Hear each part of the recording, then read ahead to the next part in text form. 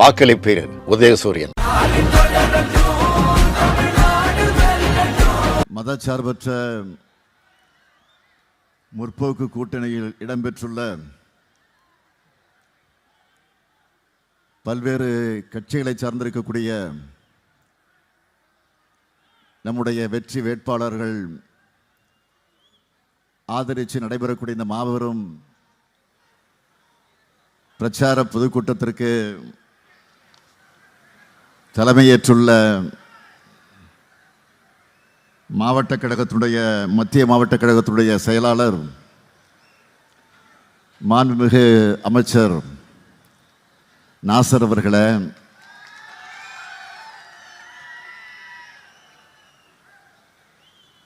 இந்த பிரச்சார நிகழ்ச்சிகளை கலந்து கொண்டு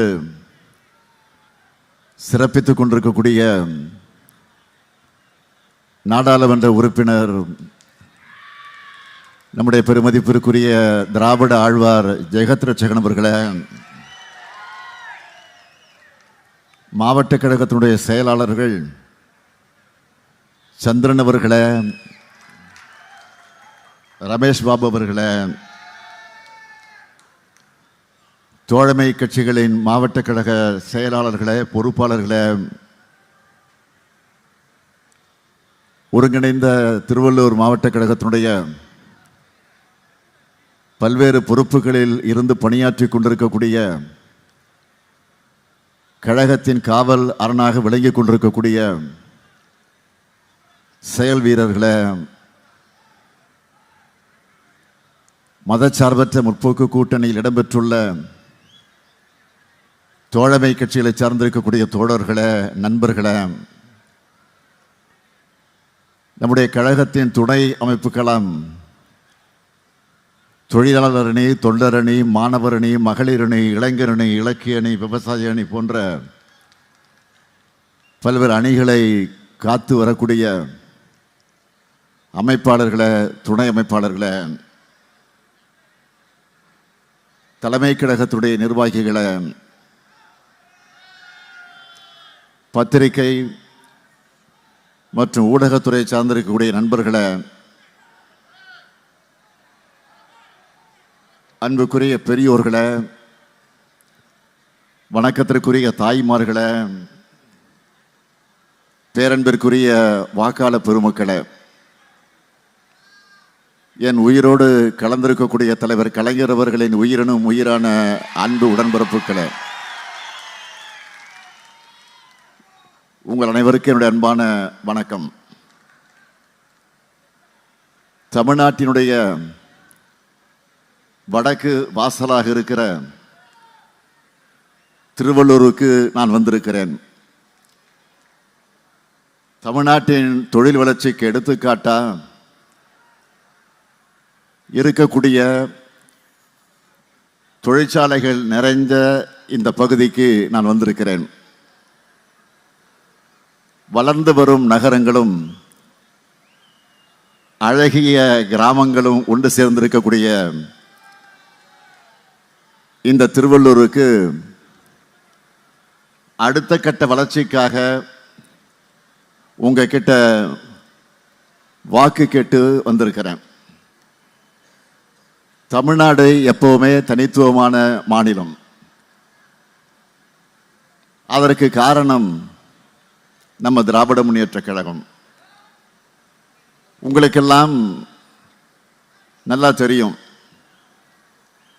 பெரும்பாலும் தமிழ்நாட்டோட கிராம தெய்வங்கள் வடக்கு நோக்கித்தான் உட்கார்ந்திருக்கும். ஏன்னா தமிழ்நாட்டுக்கு ஆபத்து எப்பவுமே வடக்கில் இருந்துதான் வரும். சரிதானே? அப்படி எதிர்வரக்கூடிய என்டிஏ என்ற ஆபத்தை தடுத்து நிறுத்தக்கூடிய தேர்தல் தான் இது. இந்த தேர்தல் தமிழ்நாட்டை காக்க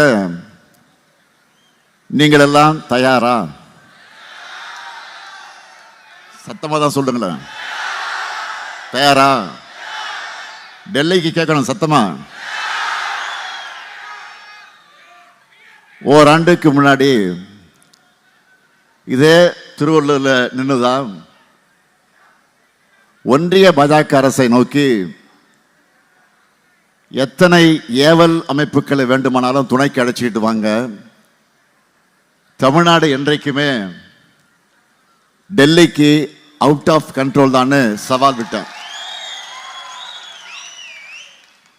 அந்த சவாலில் தமிழ்நாடு வெற்றி பெறணும். அதுக்கு நாம தான் ஜெயிக்கணும். டிஎம்கே அன்ஸ்டாப்பபிள்னு திராவிட மாடல் 2.0 ஆட்சியை நாம் அமைச்சே ஆகணும். 5 ஆண்டுகளுக்கு முன்னாடி அடிமை அதிமுக ஆட்சி செஞ்ச காலத்தில் தமிழ்நாடு எப்படிப்பட்ட தலைகுனிவை எல்லாம் சந்திச்சதுன்னு நீங்க நினைச்சு பாருங்க. தினந்தோறும் ஒரு கோமாளி கூத்தை அரங்கேற்றுவாங்க. திறனற்ற நிர்வாகத்தால மக்களை கொடுமைக்கு இன்னல்களுக்கு உள்ளாக்கி வீதியில இறங்கி போராடக்கூடிய நிலைமைக்கு தள்ளிவிடுவாங்க. உங்களுக்கெல்லாம் ஆப்பத்தை குரங்கு பங்கிட்ட கதை தெரியும் நினைக்கிறேன். தெரியும் தானே? அப்படிதான் இப்போ பிஜேபி அதிமுகவை பங்கிட்டு கொடுக்கிறேன்னு பழனிசாமி என்ற அடிமையை அடையாளம் கண்டு அதிமுக தலைவரா, அதாவது பாஜகவுடைய கிளைக்கழக செயலாளராக நியமிச்சிருக்கிறாங்க. தனக்கு பதவி கொடுத்தா போதும், சம்பந்திக்கு ரேடு நடக்காம இருந்தா போதும். இதுக்காக பழனிசாமி கொடுத்த விலைதான் தமிழ்நாட்டு உரிமைகள். கிராமத்தில் இருக்க இடம் கொடுத்தா மடத்தை கேட்பான்னு சொல்லுவாங்க. அந்த மாதிரி பழனிசாமியின் அடிமை இருக்கிற தைரியத்தில் தான் அதிமுகவை வச்சு என்டிஏ ஆட்சி நடத்துவோம், இந்திய திணிக்கிற மும்மொழி திட்டத்தை செயல்படுத்தோம்னு பாஜகவின இஷ்டத்துக்கு பேசிக்கிட்டு இருக்காங்க. அவங்க கொட்டத்தை அடக்கணும், அடிமைகளை விரட்டணும். அதுக்கு நீங்க எல்லாரும் ரெடியா? ரெடியா? அதுக்காக இப்போ உங்களுடைய அனுமதியோட நம்முடைய வேட்பாளர்களை அறிமுகம் செய்யலாமா? அறிமுகம் செய்யலாமா?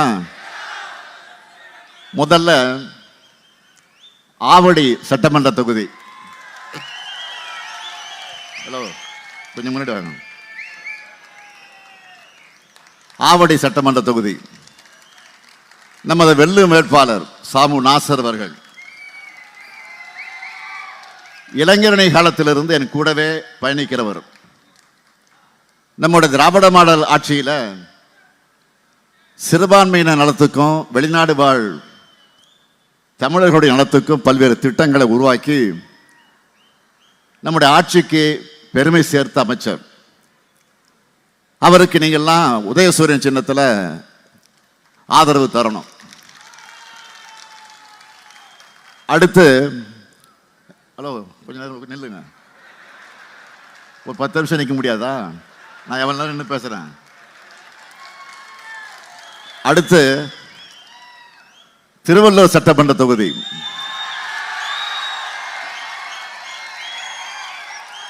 நமது வெல்லும் வேட்பாளர் விஜி ராஜேந்திரன் அவர்கள். உங்களுடைய அன்பையும் நம்பிக்கையும் பெற்று ஏற்கனவே 2 முறை எம்எல்ஏவாக இருந்தவர் 3வது முறையாக களமிறங்குகிறார். சிரித்த முகத்துக்கும் மகிழ்ச்சியை உண்டாக்கும் சாதனைகளுக்கும் சொந்தக்காரர். அவருக்கு நீங்கள்லாம் உதயசூரியன் சின்னத்தில் ஆதரவு தரணும். அடுத்து பூயர்ந்தவள்ளி. என்ன அவ்வளோ அவசரம்? அடுத்து பூயர்ந்தவள்ளி சட்டமன்ற தொகுதி. நமது வெல்லும் வேட்பாளர் ஆ. கிருஷ்ணசாமி அவர்கள். மாணவராக இருந்த காலத்திலிருந்து கழகத்திற்காக உழைக்கிற ஒரு பற்றாளர். திருப்பெரும்புதூர் எம்பியாக இருந்து டெல்லியில் நம்முடைய உரிமைகளுக்காக குரல் கொடுத்தவர், வாதாடியவர், போராடியவர். 2 முறை எம்எல்ஏவா சட்டமன்றத்தில் தொகுதி நலனுக்காக முழங்கியவர். அவருக்கு நீங்கள் எல்லாரும் உதயசூரியன் சின்னத்தில் வாக்கினை வழங்கணும். அடுத்து கும்மிடிப்பூண்டி சட்டமன்ற தொகுதி நமது வெல்லும் வேட்பாளர் டிஜே கோவிந்தராஜன் அவர்கள் கும்மிடிப்பூண்டி ஒன்றிய பெருந்தலைவராகவும் சட்டமன்ற உறுப்பினராகவும் தொகுதிக்கு பல்வேறு நலத்திட்டங்களை கொண்டு வந்தவர். அவருக்கு நீங்கள் எல்லாரும் உதயசூரியன் சின்னத்தில் ஆதரவு தரணும். அடுத்து பொன்னேரி சட்டமன்ற தொகுதி நமது வெல்லும் வேட்பாளர் காங்கிரஸ் பேர் இயக்கத்தை சார்ந்த துரை சந்திரசேகர் அவர்கள், தமிழ்நாடு காங்கிரஸ் கமிட்டியினுடைய மாநில செயலாளர். கடந்த தேர்தலையும் உங்களோட அன்பை பெற்று மக்கள் பணி ஆற்றியவர். அவருக்கு நீங்கள் எல்லாரும் கை சின்னத்தில் வாக்கினை வழங்கிட வேண்டும். அடுத்து திருத்தணி சட்டமன்ற தொகுதி நமது வெள்ளு வேட்பாளர் டி கிருஷ்ணமூர்த்தி அவர்கள், நினைவில் வாழக்கூடிய என்னுடைய ஆறுயிர் சகோதரர் கேப்டன் விஜயகாந்த் அவர்களது அன்பையும் அன்புக்குரிய சகோதரி பிரேமலதா விஜயகாந்த் அவருடைய ஆதரவையும் பெற்றவர். கடந்த 5 ஆண்டுகளா திராவிட மாடல்ல வளர்க்கப்பட்ட திருத்தணி தொகுதியில் அவர் களம் இறங்குகிறார். அவருக்கு நீங்க எல்லாரும் முரசு சின்னத்தில் ஆதரவு தரணும். இங்க நிக்கிற வேட்பாளருடைய வெற்றி உறுதியா? சத்தமா? நிச்சயமா? உறுதியா? சத்தியமா? மக்களே சீட்டை கன்ஃபார்ம் பண்ணிட்டாங்க. இப்ப நீங்க உட்காரலாம்.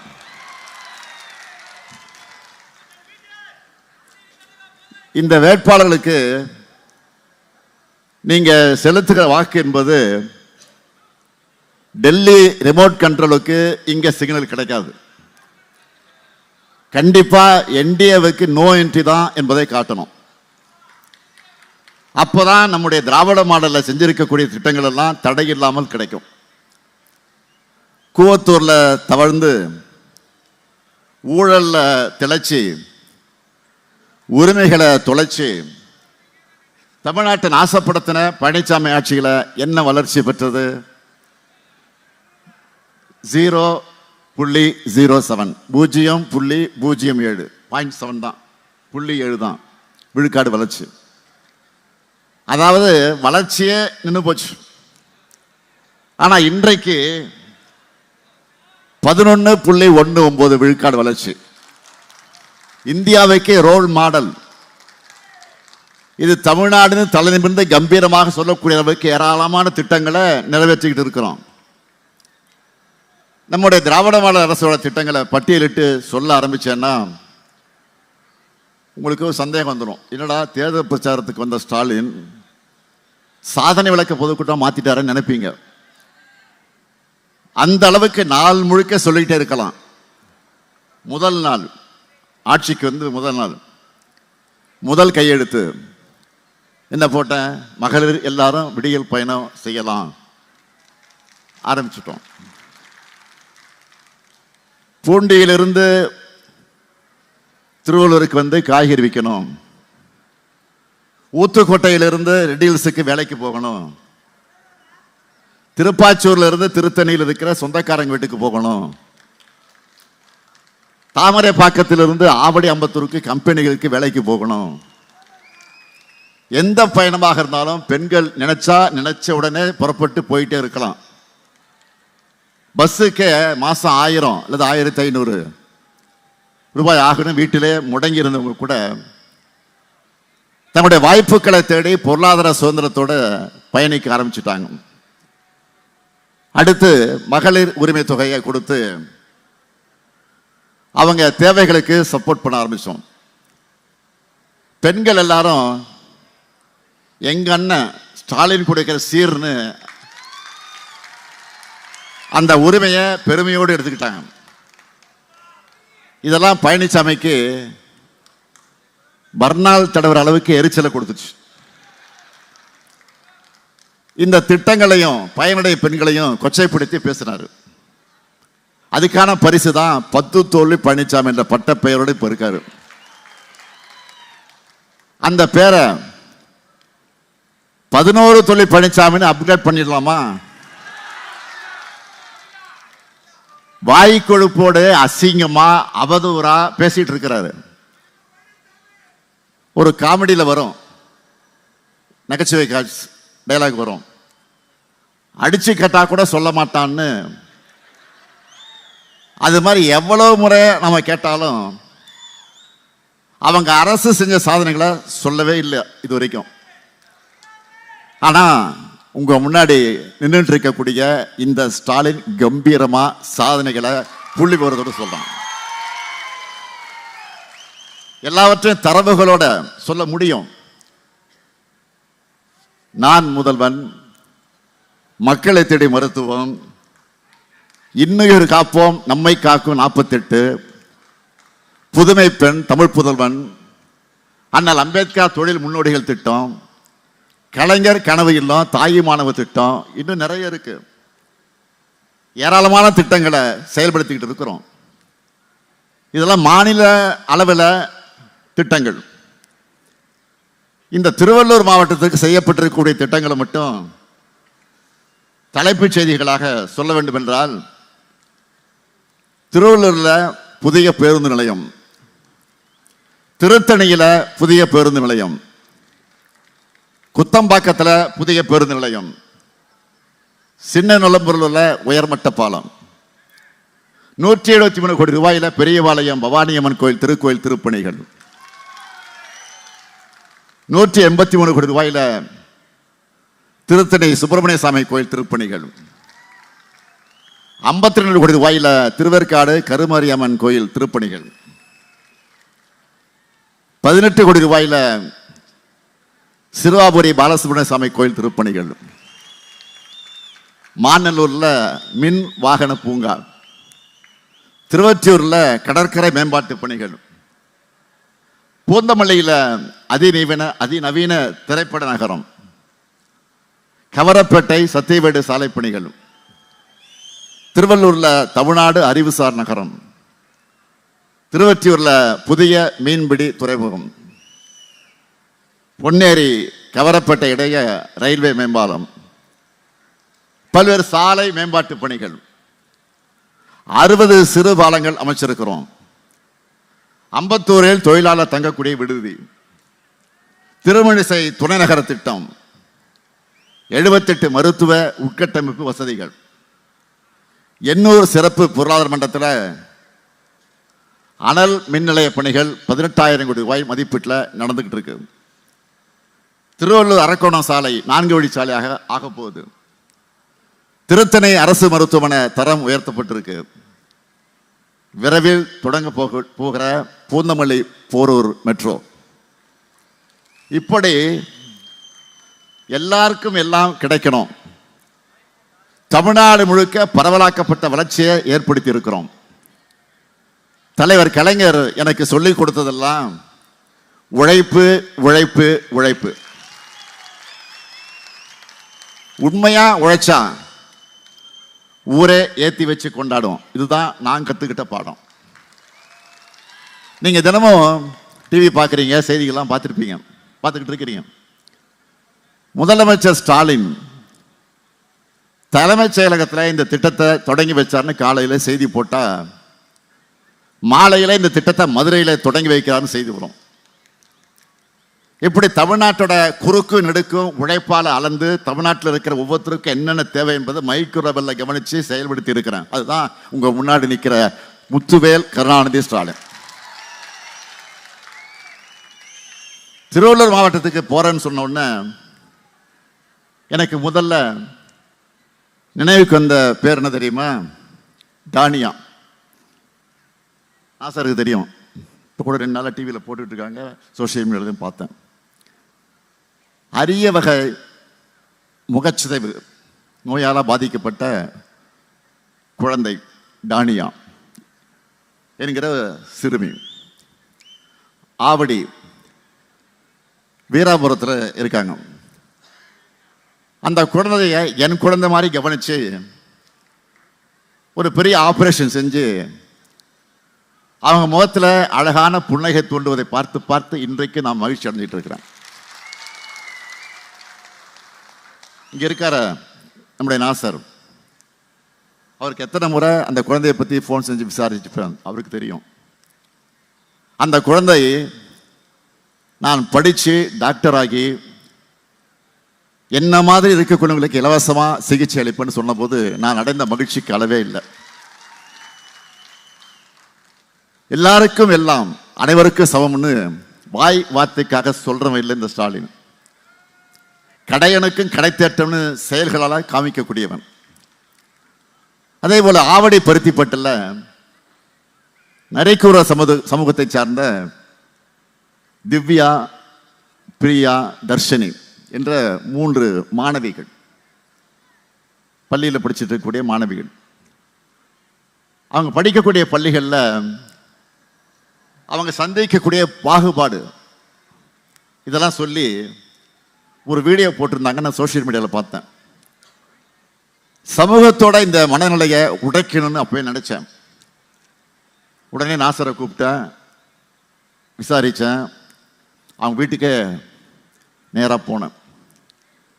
அங்கே போய் அவங்க கொடுத்த அன்பாக கொடுத்த உணவை சாப்பிட்டு இங்கே அன்பும் சமத்துவம் மட்டும்தான் நிலைக்கணும் என்று காட்டினேன்.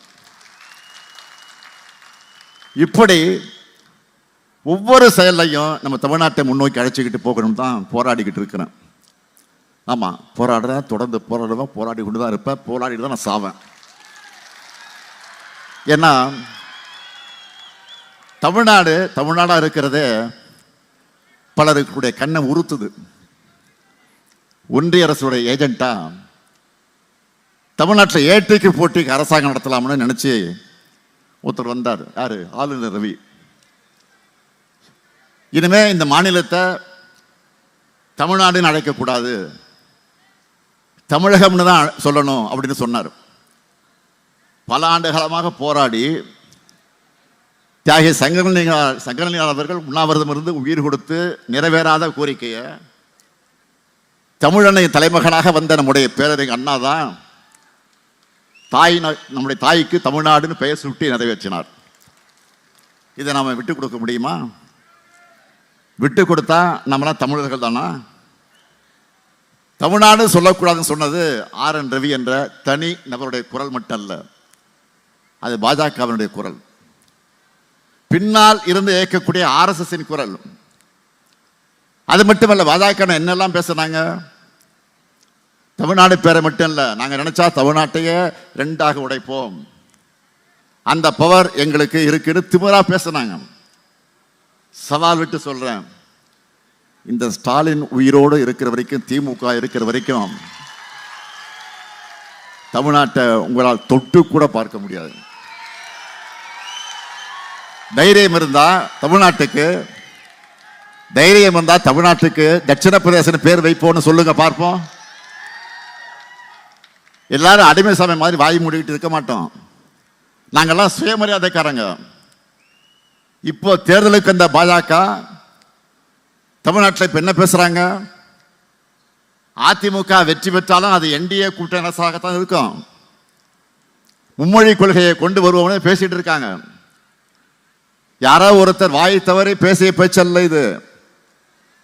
ஒன்றிய அமைச்சர்களாக இருக்கிற பியூஷ் கோயல் அவர்கள், தர்மேந்திரா பிரதான் அவர்கள், இணையமைச்சர் ராம்தாஸ் அத்வாலே அவர்கள் எல்லோரும் இதையத்தான் பேசிட்டு இருக்காங்க. இப்போ நான் கேட்கிறேன், இதை கண்டிச்சு பழனிசாமி வாயிலிருந்து ஒரே ஒரு வார்த்தையாவது வந்திருக்கா? ஆமாம் சாமி போட்டு அடிமை சாமியா இருக்கிற பழனிசாமிக்கு இதையெல்லாம் எதிர்த்து கேட்க முதுகெலும்பு இருக்கா? பழனிசாமிக்கு படியளிக்கக்கூடிய RSS சாமிகளை என்ன திட்டம் போட்டாலும் தமிழ்நாட்டை வளர்ச்சி பாதையிலிருந்து தடுக்க முடியாது.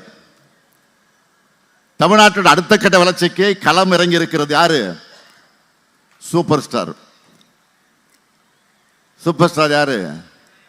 சின்ன குழந்தைகள் கூட சொல்லும். சூப்பர் ஸ்டார் யாருன்னு கேட்டா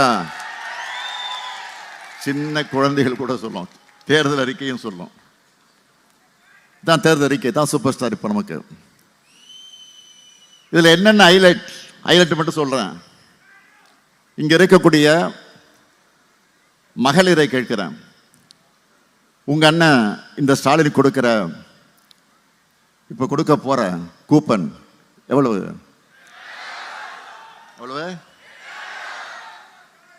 மகளெல்லாம் இப்ப வீட்டுக்கு என்ன புது பொருள் வாங்கலாம்னு டிஸ்கஸ் பண்ண ஆரம்பிச்சிட்டாங்க. இந்த திட்டத்தில் எவ்வளவு தரப்போறோம்? 8000 ரூபாய்க்கு கூப்பன். இந்த கூப்பனை வச்சு உங்களுக்கு தேவைப்படுகிற வீட்டு உபயோகப் பொருட்களை புதுசாகவும் வாங்கிக்கலாம், இல்லைன்னா பழைய பொருளை எக்ஸ்சேஞ்ச் பண்ணி புது பொருளை வாங்கிக்கலாம். உங்களுக்கு பிடிச்ச கடையில் உங்களுக்கு பிடிச்ச பிராண்டை வாங்கிக்கலாம். வீட்டுக்காரங்க தான் அப்டேட் பண்ணாங்கன்னா கண்டுக்காதீங்க, அலட்சியப்படுத்துங்க. வீட்டுக்காரெல்லாம் கேட்காதீங்க. ஏதாவது பிரச்சனை தான் அண்ணன்ட்ட சொல்லுன்னு சொல்லுங்க, நான் பார்த்துக்கிறேன். அடுத்து 20 லட்சத்துக்கும் மேற்பட்ட அதிகமான உழவர்கள் பயன்பெறக்கூடிய வகையில் நவீன மின்சார பம்பு செட்டுகளை வழங்க போறோம். உயர்கல்வி படித்த 5 லட்சம் இளைஞர்களுக்கு வேலை வாய்ப்பு பெறக்கூடிய வகையில் நான் முதல்வன் திட்டத்தில் 1500 ரூபாய் உதவித்தொகையோட 6 மாதம் பயிற்சி வழங்க போறோம். பால் கொள்முதல் விலை 5 ரூபாய் உயர்த்தி வழங்கப்படும். லிட்டர் ஒன்றுக்கு 5 ரூபாய் உயர்த்தி வழங்கப்படும். முதியோர் உதவித்தொகை 1200 ரூபாயிலிருந்து 2000 ரூபாயாக உயர்த்தப்படும். மாற்றுத்திறனாளிகளுக்கான உதவித்தொகை 1500 2500 ரூபாயாக உயர்த்தப்படும். 2030ஆம் ஆண்டுக்குள்ள மாவட்ட மற்றும் வட்ட அளவில் இருக்கக்கூடிய அரசு மருத்துவமனைகளில் டயாலிசிஸ் சிகிச்சைக்கான கருவிகள் 2 மடங்காக உயர்த்தப்படும். கலைஞர் கனவு இல்லம் உள்ளிட்ட திட்டங்கள் மூலமா 5 வருஷத்துல 10 லட்சம் வீடுகள் கட்டி தரப்படும். மீனவர்களுடைய வாழ்வாதாரத்தை உயர்த்த கடலோர பகுதிகளில் சிப்காட் நீல பொருளாதார பூங்காக்கள் உருவாக்கப்படும். மீன் ஏற்றுமதி அதிகரிக்க சிறப்பு திட்டம் உருவாக்கப்படும். மீன்பிடி துறைமுகங்கள் மற்றும் மீன் இறங்கு தளங்களை முழுமையாக பயன்படுத்தி மீனவர்கள் தங்களுடைய வருவாயை பெருக்குவதற்கு தேவையான நவீன உட்கட்டமைப்பு வசதிகள் உருவாக்கப்படும். கடற்பாசி வளர்ப்பு ஊக்குவிக்கப்படும். நவீன வசதியோடு கூடிய மீன் விற்பனை அங்காடிகள் முக்கிய நகரங்களில் அமைக்கப்படும். மீன் மற்றும் கருவாடு, சில்லறை விற்பனை, கடற்பாசி வளர்ப்பு ஆகிய சிறு தொழில்களை ஈடுபட்டிருக்கக்கூடிய பெண்களுக்கு அடையாள அட்டை வழங்கப்படும். திருவள்ளூர் மாவட்டத்தில் புதிய தொழிற்பேட்டைகள் உருவாக்கப்பட்டு ஏற்றுமதி வாய்ப்புகள் அதிகரிக்கப்படும். இவ்வளவு நேரம் நான் சொன்னதெல்லாம் கொஞ்சம் தான். தேர்தல் அறிக்கை புத்தகத்தில் இன்னும் ஏராளமாக இருக்கு.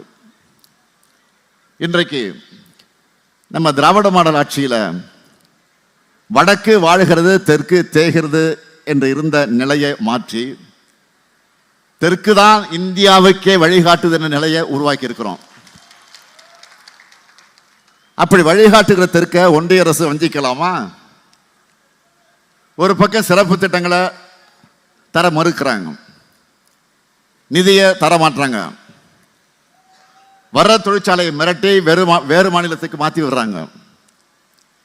நம்ம குழந்தைகள் படிப்பதற்கான நிதியை கொடுக்க மறுக்கிறாங்க, தமிழ் மொழியை புறக்கணிக்கிறாங்க. கடந்த சில ஆண்டுகளா தமிழ்நாட்டுக்குள்ள கலவரத்தை உண்டாக்க எப்படிப்பட்ட சதி திட்டங்களை எல்லாம் போட்டாங்க. இன்றைக்கு நம்முடைய தமிழ்நாட்டில் வட மாநிலங்களை சார்ந்த ஏராளமான சகோதர சகோதரிகள் வாழ்ந்துட்டு இருக்கிறாங்க. அவங்க என்ன சொல்றாங்க? எங்க மாநிலங்களில் மறுக்கப்பட்ட பல வாய்ப்புகள் தமிழ்நாட்டில் கிடைக்குது. எங்களுடைய வாழ்க்கை தரம் உயருது என்று மகிழ்ச்சியோடு பேட்டி கொடுக்குறாங்க. ஆனால் பாஜக என்ன பண்ணுச்சு? இங்கே வடமாநில தொழிலாளர்கள் தாக்கப்படுறாங்க என்று இல்லாத பொருளையெல்லாம் கிளப்பினாங்க. இது மாதிரி பல கலவர பிளான்களெல்லாம் சுக்குநூறாக உடைச்சிருக்கிறோம். ஒவ்வொரு அவதுரையும் உண்மைகளால் உடைச்சி எரிஞ்சிருக்கிறோம். தமிழ்நாட்டு மேலே இப்படி அபாண்டமாக பழி சுமத்துறாங்களேன்னு பழனிசாமிக்கு ஒரு முறையாவது கோபம் வந்துச்சா? ஒடிசா மாநிலத்தில் வாக்கு வாங்கணும்னு தமிழர்களை திருடன்னு சொல்றீங்களே, இது என்ன நியாயம் என்று பழனிசாமி பொங்கி எழுந்தாரா? மதுரை கோவைக்கு மெட்ரோ ரயில் தரமாட்டோன்னு அடாவடித்தனம் பண்றாங்களே, பழனிசாமிக்கு ரோஷம் பொத்துக்கிட்டு வந்துச்சா? 10 வருஷத்துக்கு மேல செங்கலா எய்ம்ஸ் மருத்துவமனையை இன்னும் கட்டுறாங்களே, பழனிசாமிக்கு ஆத்திரம் வந்துச்சா? விவசாயிகளை வஞ்சிக்கிற 3 வேளாண் சட்டங்களை எதிர்த்து பழனிசாமி ஏதாவது கொந்தளிச்சாரா? குடியுரிமை திருத்த சட்டத்துக்கு எதிராக பழனிசாமி கோபப்பட்டாரா? இப்போ கூட மும்மொழி கொள்கை பேசுகிற பாஜக எதிர்த்து போராடினாரா?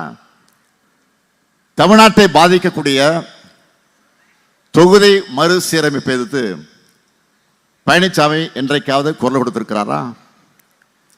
கிறிஸ்தவர்களுக்கு எதிராக இப்போ ஒரு சட்டம் கொண்டு வராங்க. என்னது? FCRA சட்டம்.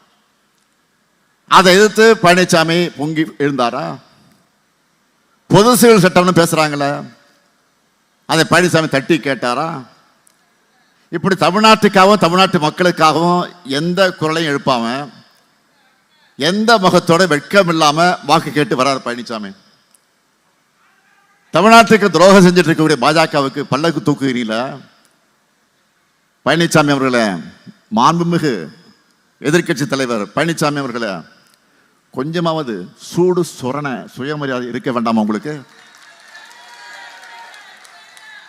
பாஜகவுக்கு பாதம் தாங்கியா இருந்து துரோகம் செய்யறதுனால உங்களுக்கு கிடைக்கிற வெகுமானம் எவ்வளவு வெகுமானம் வந்தாலும் தமிழ் மானத்தை அடகு வைக்கலாமா? கொஞ்சம் நினைச்சு பாரு.